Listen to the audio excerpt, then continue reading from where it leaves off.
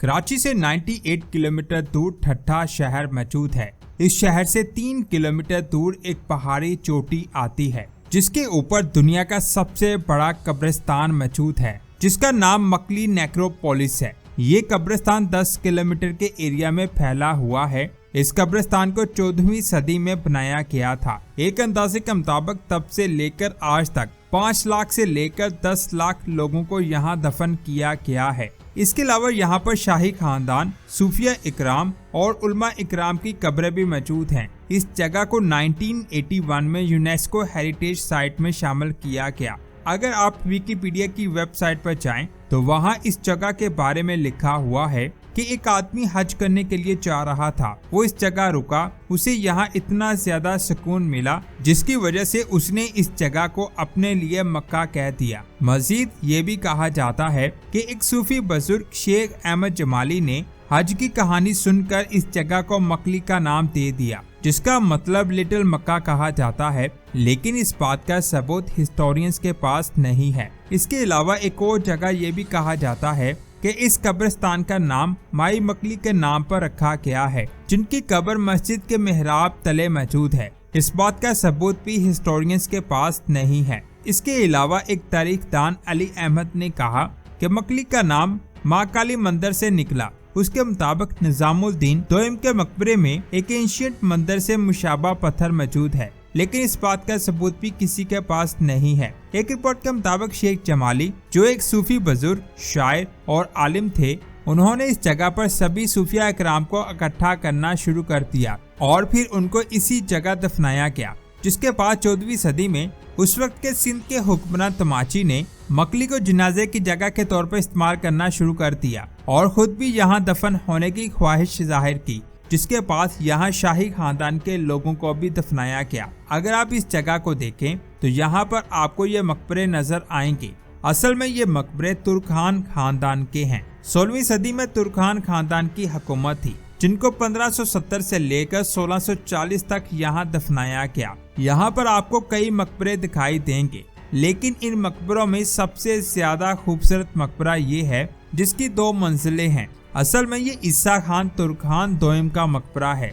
इस मकबरे की खूबसूरती के बारे में मैं आगे एक्सप्लेन करूंगा, लेकिन यहाँ सवाल आता है कि ये ईसा खान तुर्खान कौन है, इसने इतना बड़ा मकबरा कैसे बनाया और इसके करीब मौजूद मकबरे किसके हैं, क्या ये जुनाद का कब्रिस्तान है? ये अमेजिंग इन्फॉर्मेशन आप जानोगे आज के इस वीडियो में, तो पूरी वीडियो वॉच कीजिएगा। और आप देख रहे हैं स्पेस वर्ल्ड। 1530 में मुगल एम्पायर के पहले बादशाह बाबर की वफात के बाद उसके बेटे हुमायूं को हिंदुस्तान का शहंशाह बना दिया गया। उस वक्त मुगल एम्पायर की हुकूमत यहाँ तक थी जिनमें ये सभी एरियाज आते थे। इसके साथ सिंध का एरिया शुरू होता है। 1530 से लेकर 1540 तक हुमायूं ने 2 बार शेर शाह सूरी से जंग की और इन दोनों जंगों में हुमायूं को शिकस्त हुई। शेर शाह सूरी और हुमायूं के बारे में मैं डिटेल से इस वीडियो में बात कर चुका हूँ। 1540 में शिकस्त के बाद हुमायूं सिंध की तरफ भागा, लेकिन यहाँ पर उमर कोट में उसे थोड़े टाइम के लिए पनाह दी गई।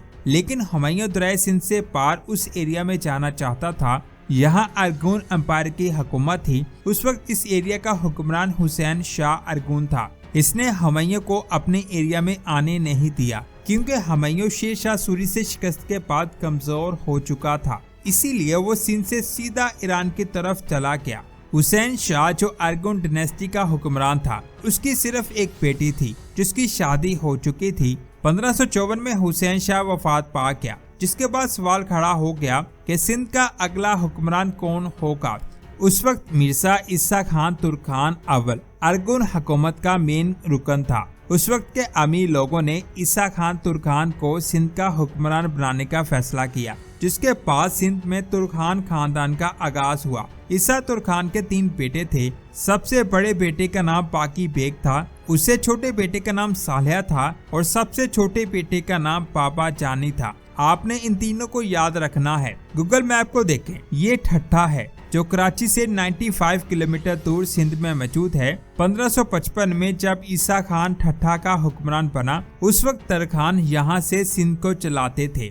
इससे कुछ किलोमीटर दूर सिंध का एक और शहर सेवन आता है और इससे कुछ किलोमीटर दूर सखर आता है, जिसको उस वक्त पक्खर कहा जाता था। उस वक्त पक्खर का गवर्नर सुल्तान महमूद था, लेकिन सेवन शहर किसी के कब्जे में नहीं था। इसीलिए ईसा तुर्खान और सुल्तान महमूद के दरमियान मुआहदा हुआ, जिसमें ये तय किया गया कि सेवन सुल्तान महमूद के कंट्रोल में रहेगा। जब ये खबर आर्गुन एम्पायर के अमीर तरीन लोगों तक पहुंची, तो उन्होंने तुर्खान और सुल्तान के खिलाफ जंग करके सेवन पर कब्जा कर लिया, जिसकी वजह से सुल्तान महमूद पक्खर वापस आ गया और वहां पर आर्गुन डायनेस्टी के अमीर लोगों ने कब्जा कर लिया। जिसके बाद मिर्जा ईसा खान के दूसरे बेटे मोहम्मद सालेह तुर्खान ने सेवन पर बहुत जबरदस्त हमला कर दिया, जिसका जवाब आर्गुन के अमीर लोग ना दे सके और उन्होंने सेवन को तुर्खान के हवाले कर दिया। सेवन पर हमला करने के बाद तुर्खान ने पक्खर पर बड़ी फौज के साथ हमला कर दिया, लेकिन दूसरी तरफ ठट्ठा पर पुर्तगालियों ने हमला करके वहां कब्जा कर लिया और 8000 लोगों को कत्ल कर दिया। जब ईसा खान को इस बात का पता चला, तो वो पक्खर को छोड़कर अपनी सारी फौज के साथ ठट्ठा की तरफ भागा, लेकिन ईसा खान के ठट्ठा पहुंचने से पहले पुर्तगाली ठट्ठा को लूट कर जा चुके थे। कुछ सालों के बाद 1559 में ईसा खान के बड़े बेटे मोहम्मद बाकी ने अपने छोटे भाई के खिलाफ जंग की, लेकिन मोहम्मद सालेह ने मोहम्मद बाकी को शिकस्त दे दी, जिसकी वजह से मोहम्मद बाकी को ठट्ठा छोड़ना पड़ा। फिर 1565 में मोहम्मद सालेह को कत्ल कर दिया गया, जिसके बाद मोहम्मद बाकी ठट्ठा आ गया। लेकिन ईसा खान मोहम्मद बाकी से इतना खुश नहीं था, इसीलिए उसने अपने छोटे बेटे जान बाबा को अपना वली अहद मुकर्रर कर लिया। कुछ सालों के बाद 1564 में ईसा खान का इंतकाल हो गया, जिसके बाद सल्तनत को मोहम्मद बाकी के हवाले किया गया। लेकिन क्योंकि जान बाबा को वली अहद बनाया गया था, इसीलिए उसने मोहम्मद बाकी से जंग की, जिसमें जान बाबा को शिकस्त हुई। इस हार के कुछ टाइम के बाद मोहम्मद बाकी ने जान बाबा और उसके पूरे खानदान को कत्ल कर दिया, जिसके बाद इसके पूरे खानदान को मकली कब्रिस्तान में दफनाया गया।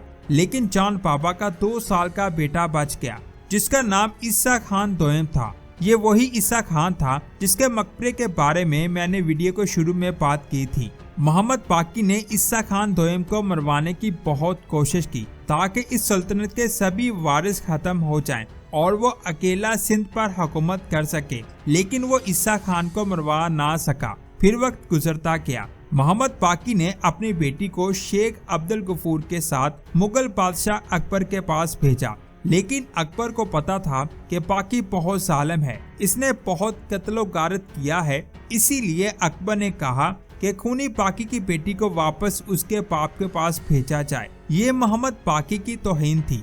इसके अलावा उसका बेटा शारफ भी मर चुका था। इन दोनों परेशानियों की वजह से मोहम्मद बाकी ने 1585 में खुदकुशी कर ली। अब कब्रिस्तान की बात करते हैं। जैसे कि मैंने वीडियो के शुरू में बताया, ये मकबरा ईसा खान दोयम का है, जो जान बाबा का बेटा था, जिसे मोहम्मद बाकी ने कत्ल किया था। ईसा खान के मकबरे के बिल्कुल साथ मोहम्मद बाकी का मकबरा है, जिसमें कुछ कब्रें हैं। सामने दिखाई देने वाली कब्र असल नहीं है, इनको सिर्फ डेकोरेशन के लिए बनाया गया है। असल कब्र नीचे है। मोहम्मद बाकी के 2 बेटे थे, जिनमें बड़े बेटे का नाम मोहम्मद पाइंदा था और छोटे बेटे का नाम मोहम्मद मुजफ्फर था। 1585 में बाकी की मौत के बाद उस वक्त के अमीर लोगों ने मोहम्मद पाइंदा को सिंध का नया हुक्मरान बना दिया, लेकिन मोहम्मद पाइंदा मजदूर था, इसलिए मोहम्मद पाइंदा के बेटे जानी बेग ने 1585 में सिंध की हुकूमत संभाल ली, जिसके बाद जानी बेग सिंध का तीसरा हुक्मरान बना। 5 सालों के बाद अकबर ने सिंध पर कब्जा करने के लिए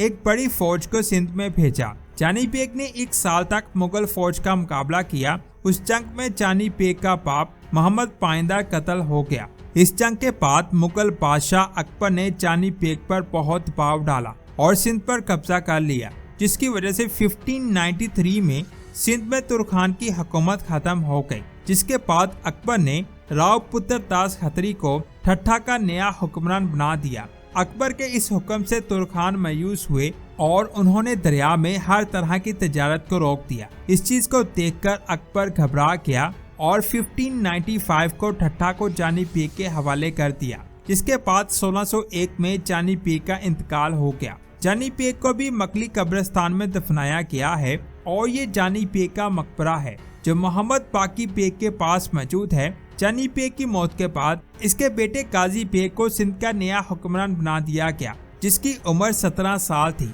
एक बार फिर से सिंध पूरी तरह से तुर्खानों के हाथ आ चुका था। इस चीज को देखते हुए अकबर ने ठट्ठा को मुगलों में वापस लाने के लिए फौज तैयार करना शुरू कर दी और फिर 6 अक्टूबर 1604 को काजी बेग आगरा में अकबर के पास आया। वहां से अकबर ने काजी बेग को ठट्ठा का गवर्नर बना दिया। यहाँ से गवर्नर निजाम शुरू हो गया और काजी 1612 तक ठट्ठा का गवर्नर रहा, जिसके बाद कई गवर्नर आए, लेकिन ईसा खान दोयम जो बाबा जानी का बेटा था उसे 1627 में ठट्ठा का गवर्नर बना दिया गया। इसने अपने दौर में अपने चचा बाकी बेग के बिल्कुल सामने अपना मकबरा बनाना शुरू कर दिया। गवर्नर होने की वजह से इसने अपने मकबरे को बनाने में बहुत दौलत लगाई, जिसकी वजह से इस मकबरे को मुकम्मल होने में 18 साल लग गए। अगर आप गौर करें तो इस मकबरे की 2 मंजिलें हैं। क्योंकि ये मकबरा मुगलों के दौर में बनाया गया था, इसीलिए इसका डिजाइन मुगलों के बाकी महलों से लिया गया है, इसीलिए इसकी 2 मंजिलें बनाई गई। लेकिन ईसा खान की कब्र नीचे बनाई गई। अगर आप मकबरे के अंदर जाएंगे तो सेंटर में आपको ईसा खान की कब्र दिखाई देगी। इसके साथ इसके बेटों की कब्रें हैं। असल कब्र नीचे बनाई गई है। इस मकबरे के कई पिलर्स हैं जिनसे ये मकबरा बहुत ज्यादा खूबसूरत दिखाई देता है। इस मकबरे के बाहर भी कुछ कब्रें हैं। असल में ये ईसा खान दोयम की बीवियों की कब्रें हैं। ईसा खान ने अपने मकबरे के बिल्कुल सामने अपने वालिद बाबा जानी का मकबरा बनाया, जिसमें उसकी फैमिली की कब्रें भी मौजूद हैं।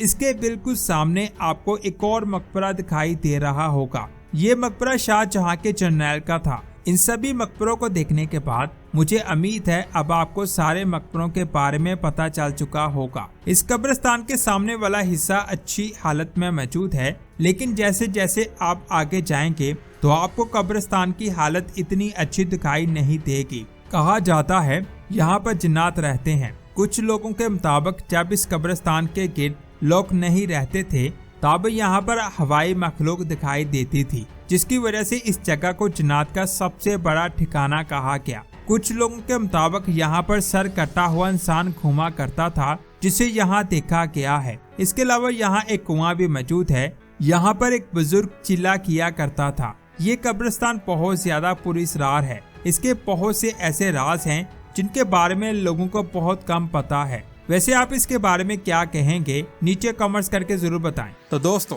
ये थी आज की शानदार वीडियो। इस वीडियो को बनाने में बहुत ज्यादा मेहनत हुई है, इसीलिए इस वीडियो को लाइक और शेयर जरूर करें, क्योंकि दोस्तों आप लाइक और शेयर करते हैं तो हमारा हौसला बढ़ता है। मिलते हैं एक और शानदार वीडियो में। अपना बहुत सारा ख्याल रखें। अल्लाह हाफिज।